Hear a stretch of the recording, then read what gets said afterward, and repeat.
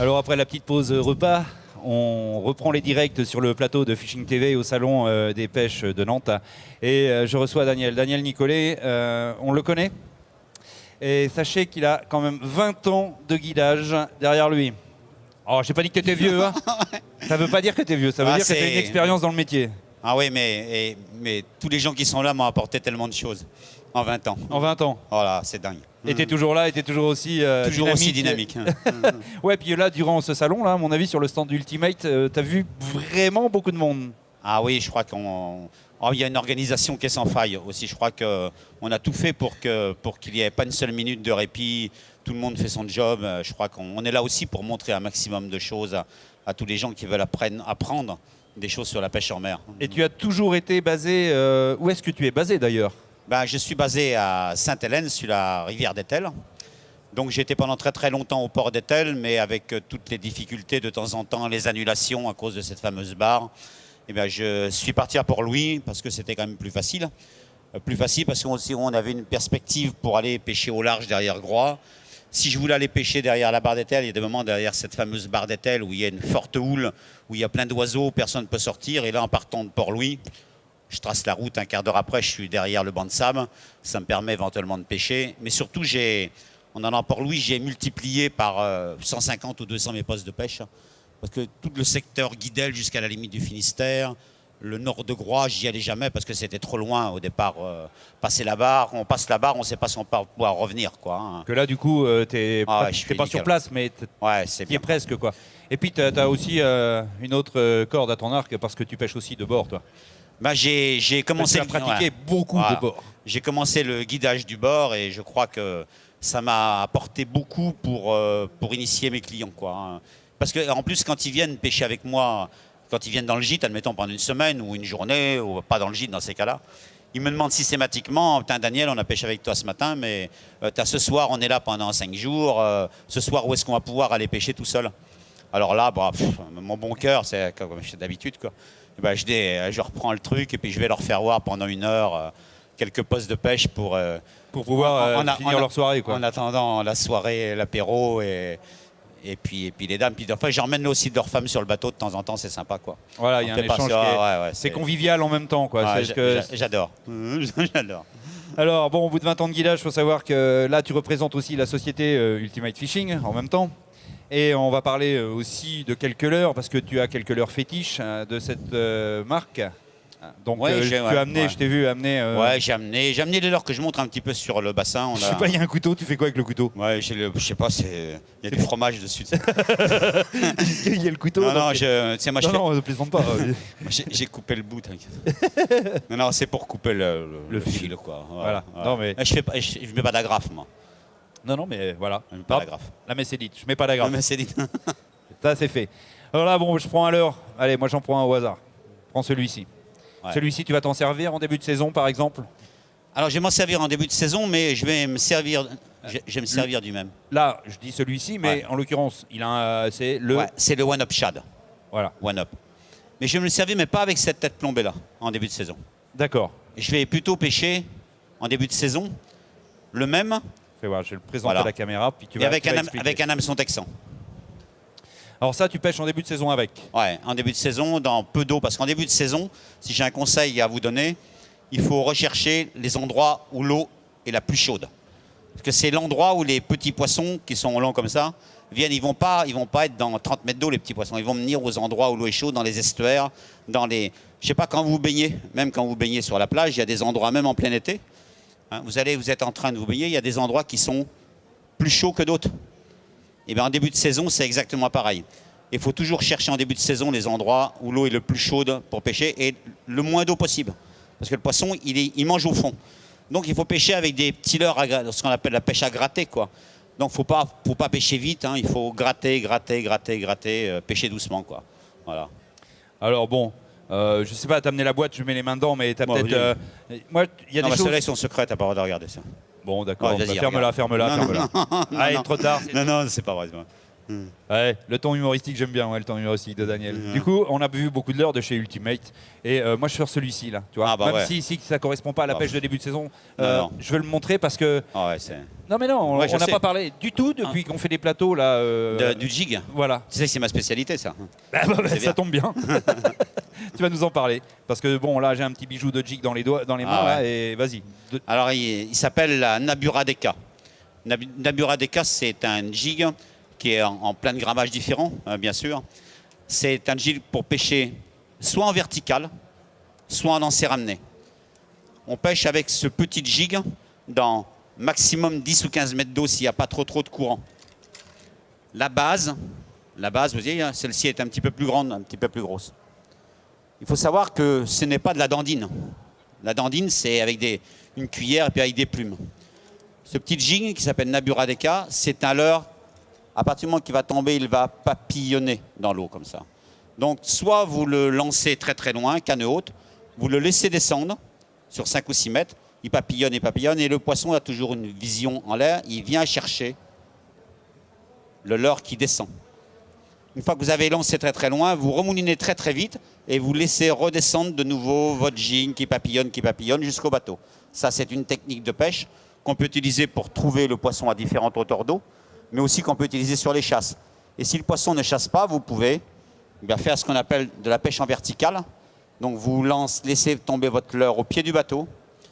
Sachez qu'à partir du moment que vous avez lancé au pied du bateau, si votre fil il passe à 120 degrés, c'est cuit. Il faut ramener de nouveau et laisser retomber au fond, toujours en le laissant papillonner un maximum. Pour bien apprendre, pour voir s'il papillonne bien, ce que vous pouvez faire, c'est au départ, vous allez dans beaucoup d'eau, et vous regardez de la manière que se comporte votre leurre quand il descend comme ça, vous verrez comment ça fonctionne. Alors vous n'aurez jamais une touche très violente sur ce style de leurre. Vous allez sentir, il faut toujours être en contact, pas le fil quand votre leurre descend, il ne faut pas que votre bannière soit détendue. Il faut toujours, avec le doigt sur la bobine, ça descend, et vous entendez le toc, comme ça. Et hop, on fait le pick-up et le poisson il est pris. Ça n'a même pas besoin de ferrer. Tu sais quoi, j'ai l'impression d'être sur le bateau avec toi, là, pratiquement, là. Ah Sans blague. Sans blague. Bah ouais, mais non, mais tu t'expliques comme si on était sur le bateau, quoi. Bah donc les gens t'écoutent et c'est clair. Bah ouais. Tu fais comme quand t'es à la pêche. C'est ce qu'ils me disent. Putain, mais t'es toujours aussi fou, c'est vrai. Non, mais j'ai pas dit que t'étais fou. Mais c'est comme si tu étais sur ton bateau. C'est bien. J'ai la même passion. Ouais, non, mais c'est fabuleux, quoi. Donc là, j'ai sorti les jigs. On a eu l'explication de la pêche au jig. Et puis je vais sortir un autre leurre, là, du coup. Moi, j'aime beaucoup. Parce que tu sais, on en a parlé un peu, mais moi, j'estime qu'on n'en parle pas assez. Ouais. C'est pas du leurre qu'on parle pas assez. C'est de la technique de pêche au leurre de surface et tu es un adepte de cette technique.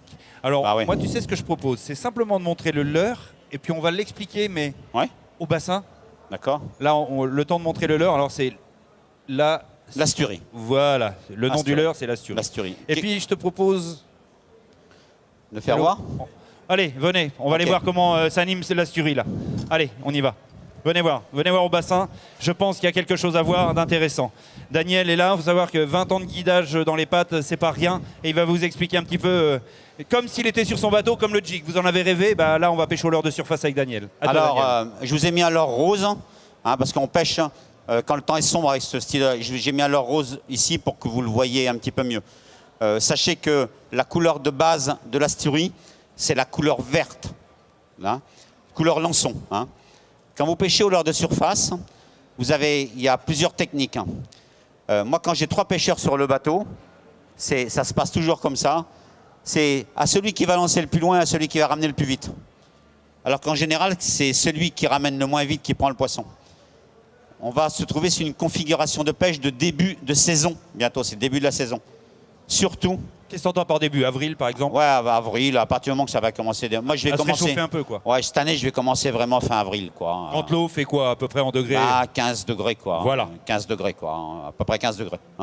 Donc, pêchez doucement. Le poisson, il arrive des frayères. Pour ceux qui ont survécu des frayères, mais je crois qu'on est bien parti pour qu'on pêche plus sur des frayères. C'est bon. Ouais, c'est vrai. Donc, vous le lancez, pour ceux qui ne connaissent pas. Quand votre leurre tombe dans l'eau, marquez toujours un tout petit temps d'arrêt.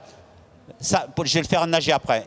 Quand votre leurre, par rapport à votre leurre, votre canne doit être à peu près à 30 degrés, comme ça. Au début, vous mettez votre main ici et vous tenez, mettez votre doigt sur le blanc ici. Ça va vous donner, alors j'ai relancé, et vous donnez des petits coups comme ça de façon que votre leurre fasse des zigzags sur l'eau. Il faut mouliner, c'est compliqué au départ. Des fois, il y a des gens qui mettent, 10 minutes, un quart d'heure avant de bien y arriver. Il faut surtout faire des stops. Si vous ne faites pas de stop, alors il y a des partisans du stop, alors vous lancez, canne 30 degrés comme ça, et vous donnez des petits coups de poignet et stop. Petit coup de poignet et stop. Si vous voyez des poissons qui montent dessus, si vous voyez un poisson qui monte, si vous arrêtez de mouliner, le poisson c'est fichu. Systématiquement. Il faut mieux dans ces cas-là, si vous voyez un poisson qui monte, accélérer. Si vous accélérez, vous allez prendre le poisson. Si vous arrêtez, et toujours le poisson, il se prend sans ferrer. À partir du moment que vous voyez, si vous voyez quand vous pêchez ça, c'est alors pour des débutants, il y en a 7 sur 10 qui loupent les poissons. Quand ils voient un gros bouillon derrière votre leurre quand le poisson il attaque, si vous ferrez, vous lui enlevez de la gueule. Vous verrez, au leurre de surface, le poisson se prend tout seul. Donc l'animation reste simple. Hein. L'animation reste simple, c'est pas que c'est compliqué, mais c'est un petit coup de main, vous voyez, comme ça. Hein, là. Enfin ça, tout le monde peut le faire quand même. Tout le monde peut le faire, même. Vous avez le petit gamin. Hein, le petit gamin, là. Viens voir. Allez. Viens voir. Voilà. Tu vas quitter ton sac à dos, tu vas le poser à côté du bassin, puis tu vas retrouver Daniel. Daniel enseigne aussi la pêche, donc là, vas-y. Voilà, par contre, je vais lancer, d'accord, vis-à-vis de la sécurité. D'abord, est-ce que tu es pêcheur? Oui. Tu es pêcheur, bah, ça tombe bien. Et tu as vraiment envie de mettre une petite pâtée à ton papa la prochaine fois, là? Alors, écoute bien. Je vais me mettre par là, tiens. Voilà. Écoute bien. Allez, on va voir. On a dit que tout le monde était laisse capable pêcher d'animer, vite. on a pris comme ça. Tu le laisses pêcher vite, ton père, et toi, tu pêches doucement, et tu prendras des poissons. Alors, je vais te faire essayer. Là, vas-y. Allez, on y va. Là. Alors, cale ta 30 degrés, vas-y. Il parle pas très fort, mais... Voilà, c'est bien. Alors, il ne faut pas... Alors, pourquoi il saute en l'air? Parce que tu tires trop fort. Et tu donnes un petit coup de poignet. Après, c'est une sensibilité. Il faut tac, tac, tac, tac, une fois sur deux. On recommence. Vous voyez, tout le Toi, tu as monde... presque réussi. Hein, Ça va très très vite en fin de compte. Hein. Voilà, vas-y. Alors, récupère bien. Voilà. Cale ta canne sous ton bras, là. Voilà. Vas-y. Vas-y. 1, 2, stop. 1, 2, stop. Ah, mais c'est un coup de main, puis il n'est pas très long. C'est déjà pas mal, hein Daniel, c'est déjà pas mal quand même, parce que le bassin... Incroyable. C'est Superman, oui, c'est Superman. Il a Et ton le t-shirt. père, il est où? Il se cache. Il n'est pas là, il est parti. Il est parti, il a eu peur. Mais t'as raison, comme ça. Il est où, papa, là Il est autour du bassin ou pas? Parti. Ah oui, il a eu peur, sinon on lui aurait dit de monter à papa, de montrer. Tu lui dis pas, hein? Tu lui dis pas. Alors surtout, tu manies ton leurre doucement. Quels sont les conseils que je t'ai donnés depuis tout à l'heure? Tu as écouté. Tu vas doucement. Le deuxième conseil que je t'ai dit de faire. Quand le poisson ne pas ferrer, le poisson se prend tout seul. D'accord? Et alors, la technique, c'est d'aller éventuellement très très doucement. Si vous ne voyez pas de chasse, il faut aller doucement. Par contre, si vous voyez des chasses, s'il y a des poissons qui chassent, il faut le manier vite. Le plus vite possible et ne pas faire de stop. Sachez une chose, que même si vous allez vite, un bar, il attrapera votre leurre. Un bar va beaucoup plus vite que vous pouvez mouliner sur le truc. Hein. Donc automatiquement, s'il y a des poissons partout, il y en a automatiquement un qui ira taper sur votre poisson. Ce que je vous conseille aussi, et depuis 3 ou 4 ans, je n'ai plus eu aucun accident sur l'eau à cause de ça. Moi, quand je pêche Tout à fait. au leurre de surface, j'écrase tous mes ardillons. Exactement. Je n'ai plus d'accès. À chaque fois qu'il y en a un qui se prend les doigts dans le leurre en décrochant les poissons, au moins on peut le décrocher. Ce n'est pas parce que vous allez écraser les ardillons que vous allez perdre des poissons. Les pêcheurs à la mouche, ils écrasent tous leurs ardillons. Exactement. Ils écrasent leurs ardillons. Ça ne les empêche pas d'être des champions de la pêche à la truite, au saumon et tout ça. Surtout qu'à présent, quand vous aviez avant des cannes en bambou ou en machin, c'est qu'à dire, c'est sûr, on n'avait pas cette sensibilité sur le travail du poisson. À présent, on a des cannes, c'est des bombes atomiques, quoi, hein, donc on est toujours en contact avec le poisson. Donc écraser les ardillons, vous n'aurez pas de problème. Il y a écraser les ardillons pour les accidents aussi. Mais il y a aussi, quand je vais pas me prendre, des fois, je ne sais pas si vous avez remarqué, le bar, surtout les petits, il y en a un qui est pris sur la lèvre ici, et l'autre, il y a l'autre hameçon qui est pris en haut. Alors ça abîme les poissons, quoi. Hein. Alors essayez vous ferez plaisir aux poissons, vous ferez plaisir aussi à vous. Parce que c'est quand même très pratique de pouvoir décrocher un poisson sans trop l'abîmer, quoi. Et puis, Et je rejoins Daniel complètement là-dessus. Sachez que je fais la même chose, je suis aussi guide de pêche. guide de pêche. Hein. Je rejoins Daniel là-dessus pour aussi une autre raison, la sécurité. C'est-à-dire que quand vous prenez le poisson, on vous glisse des mains et vous attrapez un hameçon dans le doigt, c'est plus simple à enlever. Hein. C'est plus simple. Hein. Parce que quand il y a l'ardillon... D'ailleurs, en pêche exotique, hein, à présent, au leurre de surface, ils nous font écraser les ardillons systématiquement. Hein. Quand vous êtes à 1000 km ou 2000 km d'un hôpital, que vous avez des hameçons qui sont comme ça dans le pied, hein, je peux vous dire que... Hein. Et vous ne perdrez pas le poisson, comme dit Daniel, c'est pas parce qu'on écrase les ardillons. On reste en contact, hein. On reste en contact. Si vous êtes en contact, de toute façon, une chose est sûre. Ardillon par ardillon, si le poisson est mal accroché, il ne accrochera de toute façon. Un autre conseil, hein, surtout je parle aussi aux débutants hein, dans les salons. Hein, quand vous lancez que vous attrapez un poisson, tout de suite la canne en hauteur. Tout de suite la canne. Et ne soyez pas pressé de le ramener. Hein. Si je sais pas, je vous mets, je prends le monsieur là, j'accroche le... Putain, c'est pas de chance, ça tombe sur vous. Si je vous accroche tout doucement l'hameçon sur le bout de la lèvre là, juste le bout, eh ben, si je tire si je tire tout doucement, je vais arriver, vous allez venir vers moi. Hein? Mais si je tire d'un coup fort, bah, ça va se déchirer. Hein? Bah, c'est pareil pour un bar. Ne soyez pas pressés de ramener vos poissons. Cool. De toute façon, s'il doit se décrocher, il se décroche. Voilà ok Daniel, bah écoute, c'est bien pour les leurres de surface, on a vu les leurres. Sachez que Daniel est guide de pêche. Pour ceux qui aimeraient avoir des guidages avec Daniel, regardez, on a des brochures ici, Daniel, venez les récupérer. Les petits fascicules de Daniel, vous pouvez venir en chercher, je vais les poser ici. Vous aurez tous les renseignements nécessaires concernant Daniel et ses guidages. Et j'ai un blog de pêche, hein. J'ai un blog sur mon site internet où j'interviens souvent, sur ma page Facebook aussi. Et n'hésitez pas à me poser des questions. Les adresses sont sur le... Les adresses sont sur le flyer. Sur le flyer. Super. Merci. Et sur le stand Ultimate Fishing, bien sûr, où je vous donne rendez-vous, je fais une démonstration sur le stand Ultimate Fishing à 16h20. Précisément. Merci Daniel. Allez, à très bientôt sur le stand.